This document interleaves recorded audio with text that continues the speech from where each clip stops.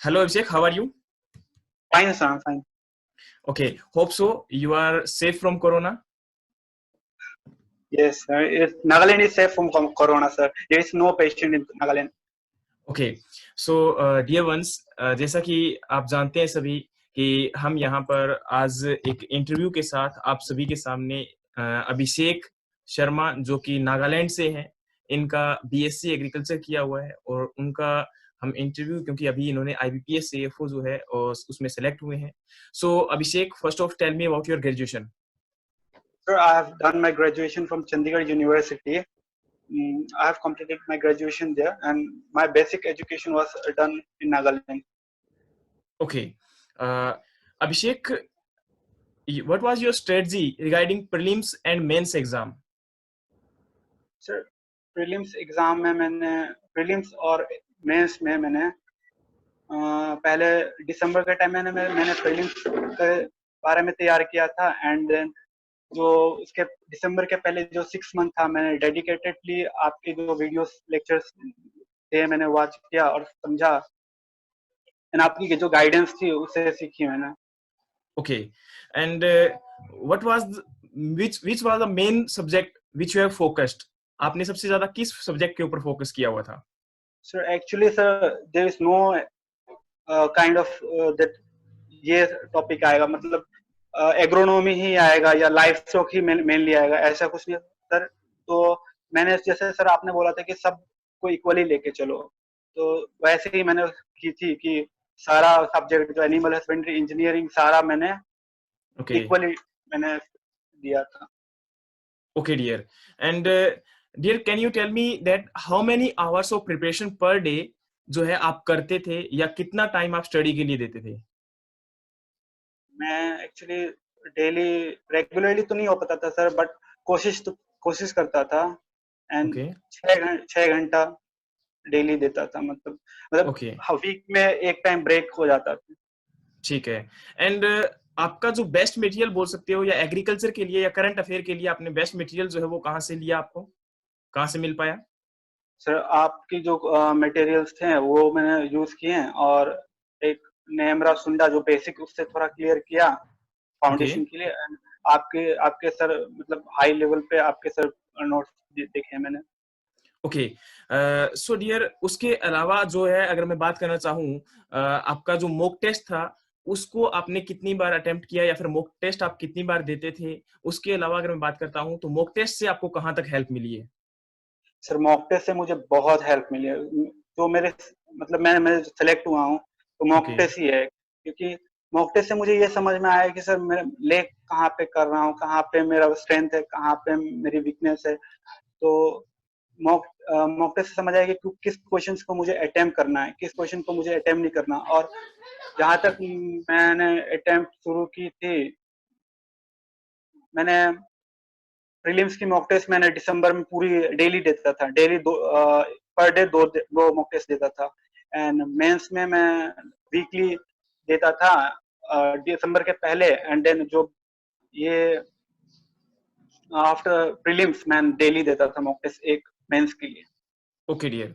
And can you tell me who is your main motivation? कह सकते हैं कि आपका मोटिवेशन जो है वो कौन हो सकता है या रोल मॉडल कौन है आपकी लाइफ के अंदर? रोल मॉडल तो मेरे पापा हैं, बट मोटिवेशन का देखा जाए तो मैं मोटिवेट मैं अपनी बहनों को देख के होता हूँ, क्योंकि मेरी बहनें हैं, मैं देखता हूँ कि मुझसे ज्यादा पढ़ती हैं वो. ओके तो ओके मुझे ओके कहीं ओके. ना कहीं लगता है कि वो लोग क्लास 10-12 में हैं, 10-12 में मुझसे ज्यादा पढ़ती हैं, तो मैं उनको देख देख के मैं भी पढ़ने लगता था. ओके Then, डियर, सबसे पहले जो है इंग्लिश के अंदर प्रीलिम्स में बहुत ज्यादा डिफिकल्टी आती है स्टूडेंट को, तो आपने yes, उसको कैसे डील किया है? sir, I've dealt with by watching reading newspaper, okay, and reading newspaper. Which newspaper? reading. I have followed uh, Indian Express and the Hindu. The the Hindu. हिंद. Okay dear. And what was your strategy regarding reading the newspaper? I was reading newspaper. I was I was taking the article, sir. After okay. taking the article, जब मतलब मुझे sir समझ अच्छे से नहीं आता था आर्टिकल, तो मैं उसको एक आर्टिकल ले लेता था, जब तक वो मुझे समझ में ना आए तब तक वो मैं उसे अच्छे से पढ़ता था।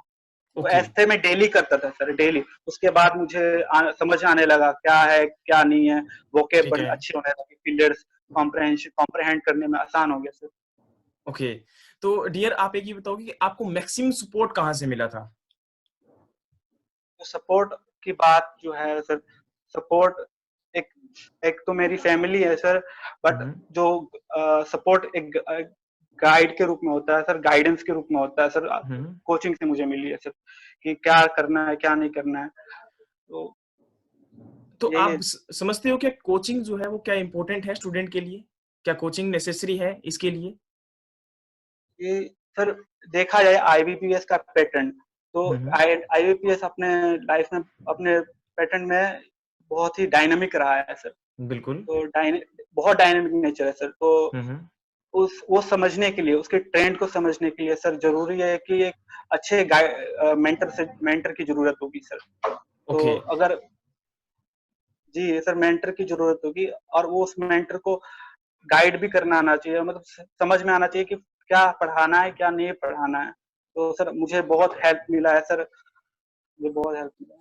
ओके। आप डियर आप बता सकते हो कि आईबीपीएस सीएफओ के लिए मिनिमम आपका या मैक्सिमम आपका कितना टाइम देना चाहिए? अगर एएफओ के अंदर किसी को जॉइन करना है तो आपको कितना टाइम लगाना पड़ेगा स्टडी के लिए? या फिर आपका जो है मिनिमम कितने मंथ के लिए आपको स्टडी की रिक्वायरमेंट है? मंथ के रिस्पेक्ट में?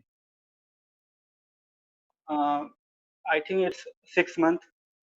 एंड ओके, एंड अगर देखा जाए डेली, अगर पढ़ने के हिसाब से, तो अब टू डिपेंडिंग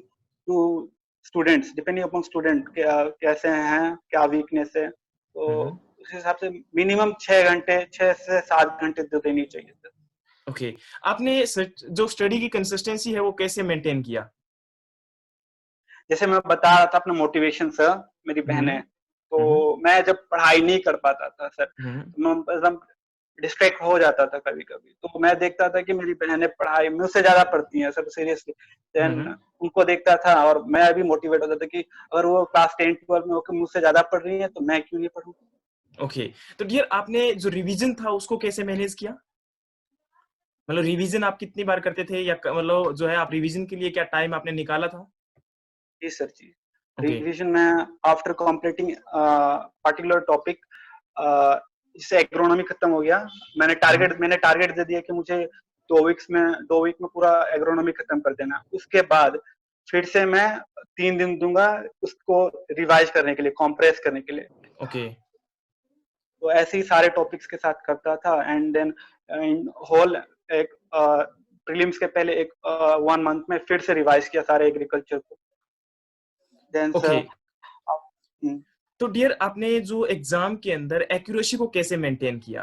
मीन कि कुछ लोग बोलते हैं कि जैसे कि बोलते हैं कि लॉजिक वगैरह की रिक्वायरमेंट नहीं होती है ना? तो आपका कुछ कह सकते हो कि आपने जैसे बोलते हैं ना कि आपका लॉजिकल कुछ गेस जो जो था या फिर आपका वैसे ही आपने जो है तुक्का लगाया था या फिर बोल सकते हैं कि आपका एग्ज़ाम के अंदर वाक़ई में आपने जो है कंसिस्टेंसी के था साथ उसको पढ़ा और जो है आंसर किया था?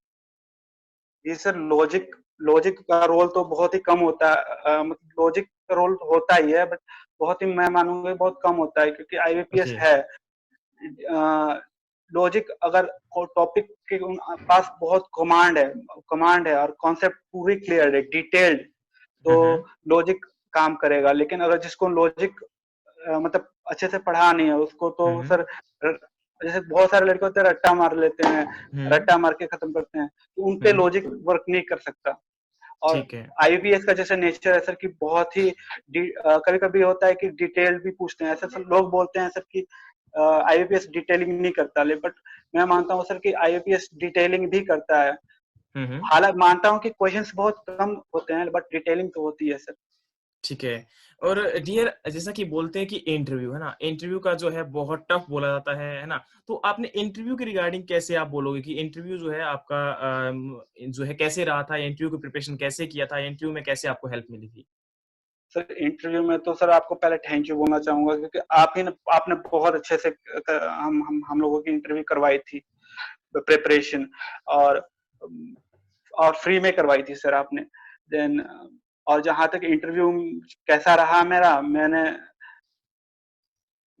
इंटरव्यू तो लेट गया था, मैं लेट हो चुका था, तो थोड़ा नर्वस था, बट हैंडल करने के लिए सही गया था। क्वेश्चंस भी आसान थे, फ्रेंडली थे, अंकल की तरह आराम अच्छे से बात कर रहे थे, कोई डिफिकल्ट क्वेश्चंस भी नहीं लगे मुझे। Okay. Is there any tricky question in interview? कोई ट्रिकी क्वेश्चन आपसे इंटरव्यू पूछा गया था? No sir, there was no tricky questions, okay. सारे फ्रैंक क्वेश्चन थे, नॉर्मल क्वेश्चंस थे सर। Okay, okay.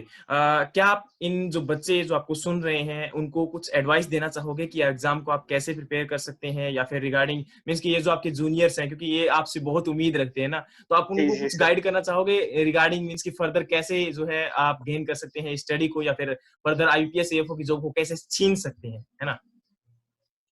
जी सर, अगर किसी को कोई सीरियस है कि हाँ आईबीपीएस प्राइमरी है उसके लिए, कि आईबीपीएस एएफओ निकालना ही है, तो उसको पहले, अगर वो फ्रेशर है तो हुँ, उसको हुँ। पहले तो सर गाइडेंस की जरूरत होगी ही हुँ, हुँ। होगी। अगर फ्रेशर है, बेसिक में अच्छा अच्छा भी है, फिर भी तो गाइडेंस जरूरी होगी। तो मैं बोलूंगा कि उसे एक अच्छे गाइड की जरूरत होगी सर, कि उससे सीख पाए, उससे जानकारी ले पाए। और तो इस मामले में मैं तो लकी हुआ हूँ कि सर आप थे मेरे लिए। आप सर नहीं होते तो मैं भी शायद अभी बैंक ऑफ इंडिया में नहीं होता। सर गाइडेंस बहुत जरूरी है, और गाइडेंस के रूप में अगर मैं मानूंगा कि अगर एक आप जहां से जा रहे हो, जहां से सीख रहे हो, अगर वो अच्छा अच्छा नहीं है, अच्छे से प्ले नहीं कर पा रहा अपनी रोल, तो आप भी वहां पे कुछ ना कुछ अफेक्टेड होंगे। तो सर ओके। गाइडेंस की तो बहुत जरूरी है sir. Okay, okay Abhishek Sharma, thank you so much कि आपने अपना टाइम दिया, है ना? कहीं न कहीं ये रिक्वायरमेंट था और देखो बच्चों को मोटिवेशन मिलता है इससे।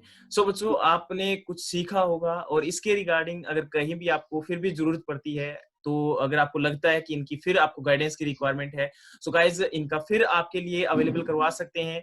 तो क्या अभिषेक अगर आप आगे फिर भी अगर अवेलेबल रहोगे, अगर कहीं भी इन बच्चों को रिक्वायरमेंट पड़ती है किसी चीज़ के रिगार्डिंग? जी सर, मैं जूनियर फ्रेंड्स के लिए अपने हमेशा अवेलेबल होना चाहूंगा सर, ऐसी कोई बात नहीं। एंड सर कांग्रेचुलेशन सर, आपको भी हाईएस्ट परसेंटेज ऑफ सिलेक्शन मिला पूरे इंडिया में, तो sir oh! Congratulation sir. Thank you dear, thank you and most welcome dear and कि आपने जो है इन बच्चों को बहुत अच्छे से गाइड किया। Thank you so much Abhishek, thank you. Thank you very much.